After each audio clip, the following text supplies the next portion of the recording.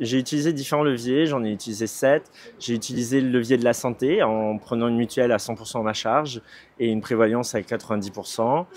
J'ai pris un levier aussi tout simplement sur le côté des primes où elles ont différentes primes, une prime de présence, une prime d'objectif, une prime sur l'intégralité du chiffre, mais aussi une prime de vente pour valoriser leur salaire parce que c'est aussi une chose qui est assez importante pour mes collaboratrices. J'ai pris le temps de les écouter pour faire ces choses-là. J'ai aussi une prime sur un principe où on travaille ensemble dans un séminaire, où on va partir ensemble en séminaire, on va découvrir différentes choses. Et j'ai mis aussi en place, suite à leur écoute, les tickets restaurants par exemple aussi. C'est un des leviers que j'ai mis en place.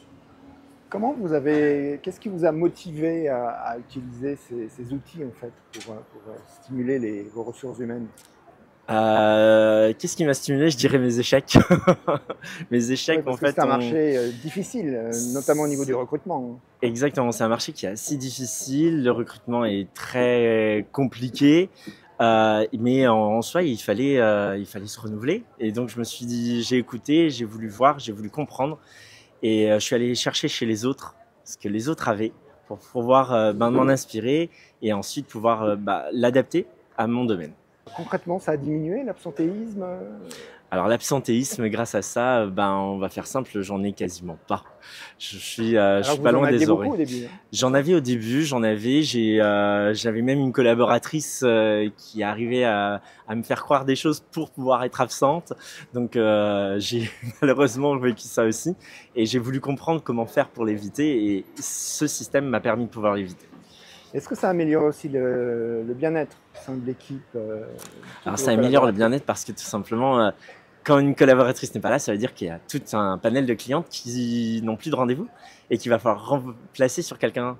Et donc là, obligatoirement, c'est leur rajouter une charge de travail. Donc quand tout le monde est là, tout le monde vit son travail avec plénitude et tranquillité, alors que quand quelqu'un n'est pas là, c'est beaucoup plus dur. Donc oui, ça a un impact et tout le monde s'entraide pour éviter ce genre de problématique. Alors là, on parle de l'équipe, mais au niveau du recrutement, est-ce que là aussi, faites preuve de créativité?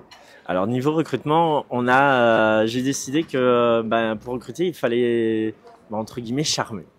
Donc il faut se présenter, il faut montrer. Donc je me suis dit, avant de vouloir juste dire une fiche de poste simple, qu'est-ce qu'il va y avoir, on présente l'entreprise, on se présente, on dit qui on est, qu'est-ce qu'on aime, comment sont nos valeurs, qu'est-ce qu'on veut voir. Et après on leur demande tout simplement, est-ce que tu as envie de venir à nous en fait.